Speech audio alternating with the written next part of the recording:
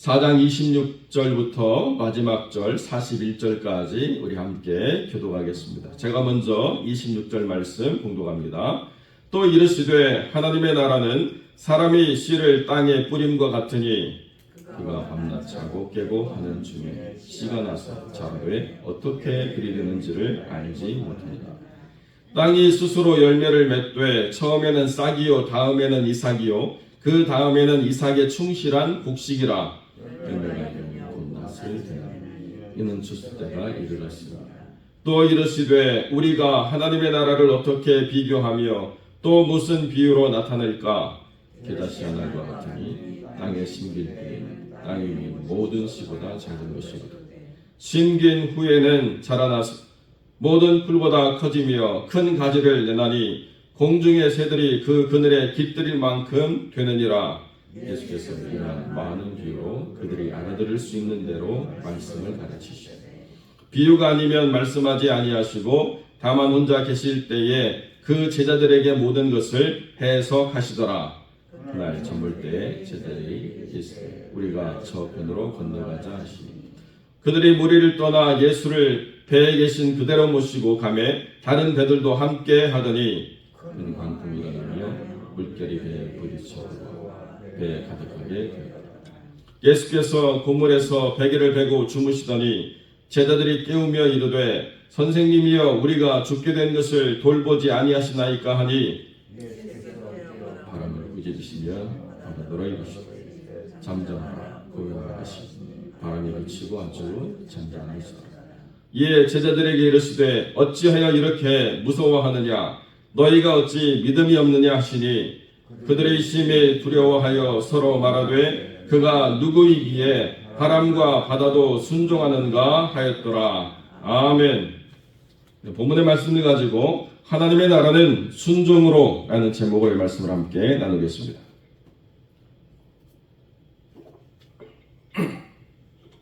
오늘 본문의 말씀은 어떻게 보면 이스라엘 사람들에게는 너무나도 당연한 것이고 이스라엘 사람들이 아니더라도 이건 비유라고 말해야 되나라고 생각할 만큼 너무나 쉬운 이야기를 주님이 행하고 계십니다.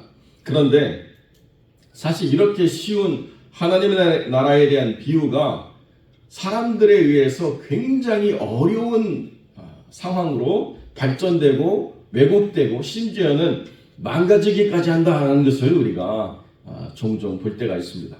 하나님의 나라는 무엇과 같으냐? 사람이 씨를 땅에 뿌림과 같다는 거예요. 그러면 사람은 어떻게 하느냐? 밤낮 자고 깨고 아무것도 안 한대요. 그런데 씨가 저절로 자라나서 싹이 나고 이삭이 되고 추수할 곡식이 된다라고 성경이 말씀하고 있습니다. 아니 그렇게 농사지면 안 될 텐데 우리가 생각할지도 모르죠. 농사를 지려면 물도 대야 되고 잡초도 뽑아야 되고 뭔가 비료도 줘야 되고 약도 쳐야 되고 여러 가지를 해야 되는데 아니 밤낮 자고 깨고 하는 중에 어떻게 우리가 농사를 짓겠습니까? 라고 말하는데요. 그것은 우리가 지금 생각하는 대규모로 뭔가를 크게 지어서 그것을 팔아가지고 돈도 벌어야 되고 학비도 내야 되고 뭐 이런 식의 생각이고요. 이스라엘 사람들은 그냥 바람이 부는 대로 씨를 확 뿌리면 그 씨가 날아가서 길에도 떨어지고 가시밭에도 떨어지고 돌 많은 데도 떨어지고 잘 가꾸어놓은 좋은 밭에도 떨어지고 그냥 그렇게 하는 거예요. 아니면 낙이나 뭐 그런 짐승의 엉덩이에다가 자루를 메고 자루를 구멍을 낸 다음에 빙빙 잡아 돌리면 그렇게 씨가 땅에 떨어지는 농사법을 썼습니다. 그러니까 그렇게 해서 뭘 기대할 것인가? 우리가 생각할 때는 야 저게 정말 나중에 추수 때가 돼가지고 먹을 것이 있다는 것이 가능한가 이렇게 생각할 수도 있겠죠. 그리고 요즘처럼 우리가 물을 끌어다가 줄 수 있는 상황도 아니고 특별히 이스라엘은 이른 비와 늦은 비가 내려야만 그래야만 물이 식물에게 전달이 되는 그런 땅이기 때문에 사람이 무언가를 할 수 있었던 때가 아니었다는 것입니다. 그런데 이제 사람들이 무언가를 할 수 있는 때가 도래하고 나니까 문제가 됐다는 거예요. 그 얘기는 뭐냐면 하나님의 나라는 사람이 무언가를 만들어내기 때문에 더 빨리, 더 많이, 남들보다 더 좋게, 더 풍성하게 만들 수 있다라고 하는 착각을 사람들이 갖기 시작했다는 것입니다. 하나님의 나라는요, 그 씨앗에 있는 생명력이 그 생명을 드러내도록 하는 것 이외에는 다른 능력을 우리가 만들어낼 필요가 없다는 거예요. 그런데 자꾸 사람의 조급함이 무언가를 만들어내려고 합니다. 그리고 사람의 기대가 그 씨앗이 자라나는 모든 과정을 무시하고 건너뛰려고 해요. 싹이 나야 이삭이 차죠. 그런데 싹도 나기 전에 이삭을 기대하는 일들을 보게 된다는 것입니다. 저도 이렇게 개척을 해보니까 개척이 얼마나 어려운지를 경험하는데요. 그 개척에 동참하는 분들이 또 얼마나 소중하겠습니까? 이 교회의 한 영혼이 정말 소중한데 이렇게 와서 하나님의 나라를 함께 세워가는 귀한 동역자로 이렇게 섬겨주시는 것이 너무 감사하죠. 그런데 그분들은 부흥이라는 이미지를 가지고 왔거든요. 이 교회에 우리가 열심히 전도하고 열심히 기도하고 열심히 부르짖으면 폭발적인 부흥이 이내 곧 이루어질 것이다. 그런 기대를 가지고 오는 거예요. 그리고 또 그런 교회가 있다는 소식을 어딘가 들었어요. 어디서 사람들이 모여가지고 한 30명 정도 모여서 교회를 했는데요. 갑자기 1년 만에 막 수백 명이 모이고 5년 만에 1000명이 넘어가고 막 이런 폭발적인 성장을 만들어낸다고 하니까 못 만들어내는 우리는 뭔가라는 자괴감이 들고 그 모든 자괴감의 근본적인 원인이 어딘가를 막 찾습니다. 그러니까 목사가 부족한 게 너무 많은 그런 삶이 되는 것이죠. 또 교회 위치가 안 좋다고 얘기하고 온갖 것으로 다 이 하나님 나라에 대한 방법론을 가지고 들어온 일들이 참 많게 된다는 것입니다. 저는 새벽에 나와가지고 기도하느라고 아무런 생각이 없는데요. 어떤 분이 함께 기도하다가 새벽 기도에 안 나와요. 왜 안 나오냐? 매일 똑같은 음악만 틀어가지고 기분 나빠서 안 나온대요. 아니, 기도에 집중이 돼가지고 무슨 음악이 틀어지는지 모르는데 그분은 매일 똑같은 음악을 틀어가지고 너무 단조로워서 못 나오겠다고 말씀하시더라고요. 여러분, 우리가 무언가를 만들어낸다라고 해서 그것이 하나님 나라가 아닙니다. 우리가 무언가를 빨리 할 수 있다고 해서 주님이 속히 이 땅에 임하시는 것이 아닙니다. 가장 좋은 것은 뭐냐? 그 안에 있는 예수의 생명이 충만히 우리 안에서 드러나도록 우리의 삶을 주께 헌신하고 순종하는 것이 그것이 하나님 나라가 우리의 삶 가운데서 온전하게 열매 맺어지는 가장 중요한 과정이라는 거예요. 그렇기 때문에 뭔가 빨리 팝업됐다라고 해서 그것이 정말로 예수의 생명을 가진 것이냐? 아니라는 것입니다. 저희가 전에 학교를 다닐 때 배웠던 지식 가운데 참 씁쓸한 것이 뭐냐면 다른 가축들은 다 아프기 전에 영양제도 주고 뭐 다 주지만 아프면 치료를 할 수 있다는 거예요. 돼지도 그렇고 소도 그렇고 좀 큰 돈이 나가는 동물은 그래서 치료가 들어가는 돈을 회수할 수 있기 때문에 사람을 불러서 치료를 하고 다 하는데요. 닭은 약값보다도 닭값이 싸가지고 닭은 약을 쓰질 않는데요. 그러니까 비실비실하면 빨리 잡아먹든지 아니면 죽으면 그냥 땅에 묻어버리든지 뭐 고칠 생각을 안 한다는 거죠.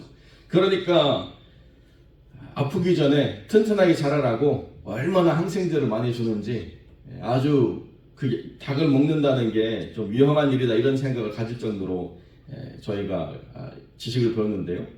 요즘 한국이 뭐 치킨이 아주 전 세계적으로 유행이다 막 이야기하는데요. 그 치킨이 팝콘 치킨이거든요. 딱 태어나서 한 달 되면 이 세상을 가져가는 치킨입니다. 한 달 동안 어떻게 하느냐? 24시간 내내 불을 켜놔요. 그러면 이 닭들이 계속 낮은 줄 알고 먹이를 계속 먹습니다. 그러니까 원래는 과정을 거쳐서 잘 자라가야 건강한 닭이 되는데 그냥 한 달 사이에 엄청나게 뻥튀기가 되는 거죠. 그래서 팝콘 치킨이라고 부르는 것입니다. 닭이요, 그렇게 생명을 가져가는데 한국 사람들은 그 닭이 맛있다고 세계적인 것이라고 막 자랑하죠. 이게 하나님이 닭이라고 하는 생물을 이 땅에 창조하신 과정이냐? 그건 아니고 다 사람들이 개량하고 목적을 위해서 변형시키고 그리고 자기들이 그것을 만족하는 삶을 살아가는 아주 어그러진 한 부분인 것입니다. 그렇다고 우리가 이래서 치킨 먹으면 안 되겠구나, 그거 아니에요. 어떤 것을 설명하기 위해서 제가 말씀드리는 것입니다. 그러니까 하나님이 원래 지으신 목적과는 달리 사람이 조급하게 무언가 과정을 건너뛰고 사람이 만들어내는 어떤 생명력이 하나님의 나라를 이루어갈 수 있다고 하는 착각은 하나님을 영화롭게 할 수가 없다는 것입니다. 어떻게 해야 되느냐? 과정을 다 인정하고 인내하면서 순종하는 삶을 살아가야 된다는 거예요. 요즘 아이들이요, 대단히 똑똑합니다. 엄마만 좋아하던 아들이 갑자기 엄마한테 거리를 두고 아빠를 좋아하기 시작했어요. 그래서 엄마하고 아빠하고 참 궁금해가지고 아이를 세워놓고 질문합니다. 야, 너는 엄마 바라기였잖아. 근데 왜 갑자기 아빠를 좋아하니? 그랬더니 이 아이가 씩 웃으면서 엄마는 놀아달라고 하면 이거 조금만 하고 내가 놀아줄게 하고 절대 핸드폰을 손에 안 놓고 자기하고 안 놀아준대요. 그래서 엄마를 미워하게 됐냐 했더니 그게 아니래요. 더 중요한 게 있는데 엄마의 뜻을 알았대요. 그러니까 엄마의 뜻이 뭐냐 그랬더니 자기를 죽으라고 공부시켜서 서울대 보내려고 하는 엄마의 뜻을 알았기 때문에 자기가 더 이상 엄마를 가까이 하기가 어렵다는 거예요.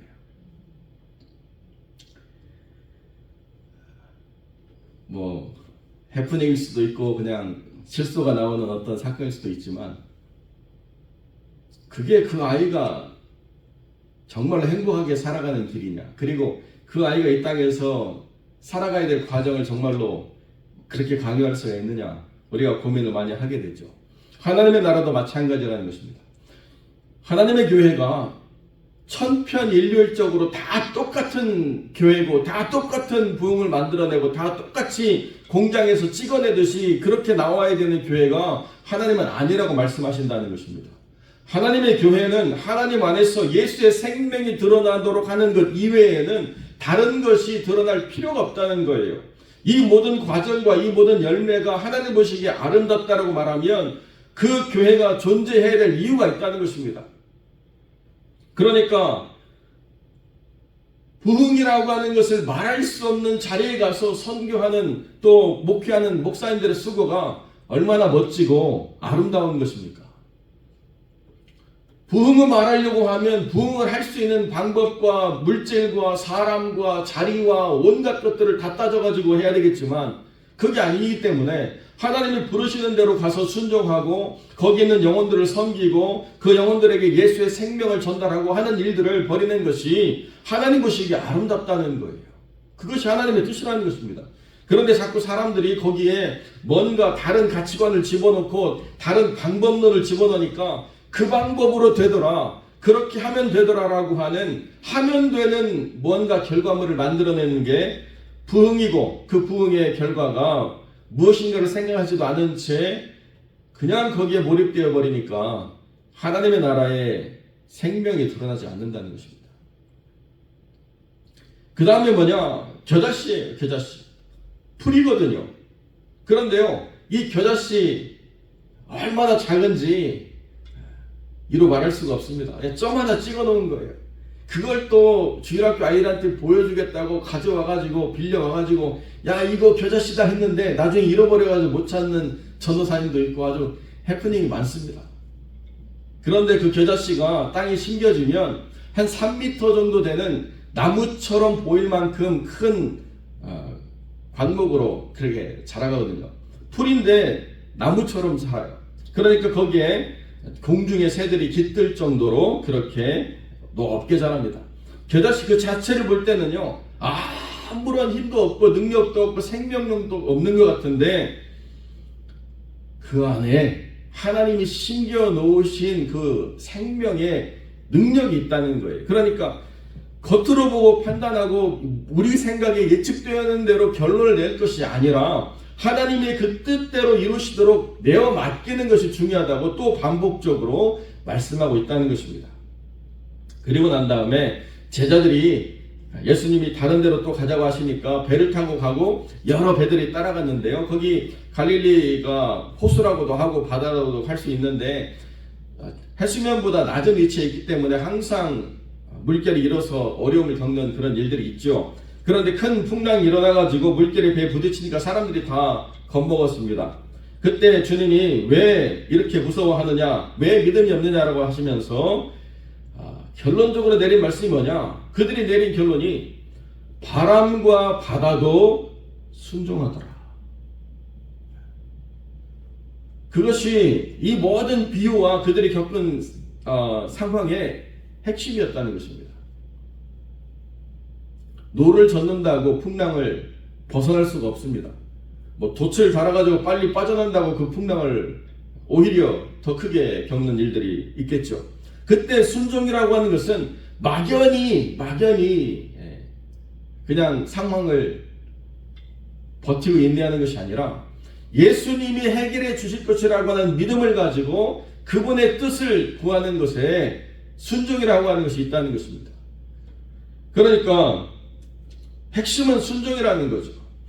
우리가 예수의 생명을 가졌는가에 대한 분명한 확신이 있다고 한다면 그 다음에는 주님이 그 뜻대로 우리를 사용하여 주시도록 순종하려고 하는 삶이 있을 때 바람과 바다도 순종하는데 우리가 어떻게 순종하지 않을 사람인가? 우리도 순종으로 하나님께 영광을 돌려드리겠다고 하는 그 거룩한 하나님 뜻에 온전히 매이는 삶을 살아가게 된다는 것이죠.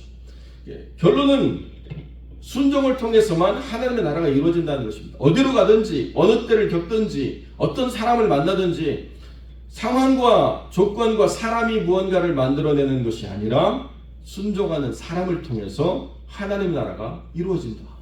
그러니까 빌립이 그 에디오피아 간다게의 국고를 맡은 내시를 만날 거라고 예상하고 간 것도 아니고 그 사람이 누구이고 그 이후로 에디오피아에 어떤 교회가 세워질 것을 알지 못했지만은 씨앗 하나를 딱 심고 끝났습니다. 그런데 수천 년이 지나고 나서도 여전히 에디오피아에는 콥틱 기독교가 면면이 그 역사를 흐르고 있죠.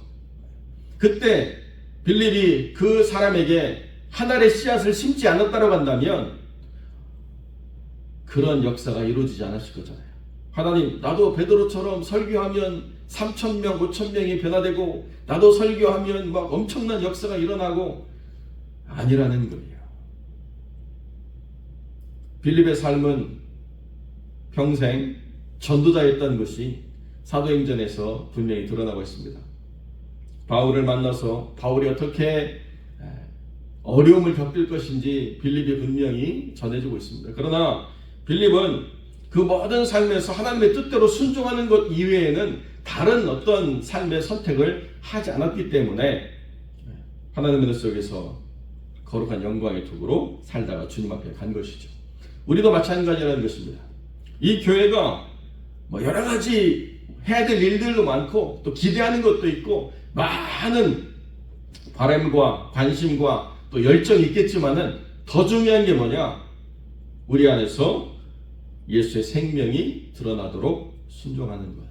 그리고 과정을 우리가 건너뛰려고 하지 않고 하나님의 뜻 안에서 하나하나 온전하게 그 생명이 싹을 틔우고 이상을 내기까지 그 온전한 것이 이루어지도록 우리의 삶도 그렇게 조급하지 않고 그리고 사람의 생각이 주님의 뜻보다 앞서지 않고 어떤 방법을 가지고 무언가를 만들어낼 수 있다라고 우리가 말하지 않고 먼저 순종으로 저 앞에 나가는 것이 그것이 하나님의 나라를 이루어가는 가장 중요한 교회의 본질이다 라고 하는 것을 분명히 기억하시고 그 뜻 안에서 하나님의 거룩한 나라를 풍성하게 펼쳐가는 귀한 성도 교회 되시기를 주님의 이름으로 간절히 축원드립니다.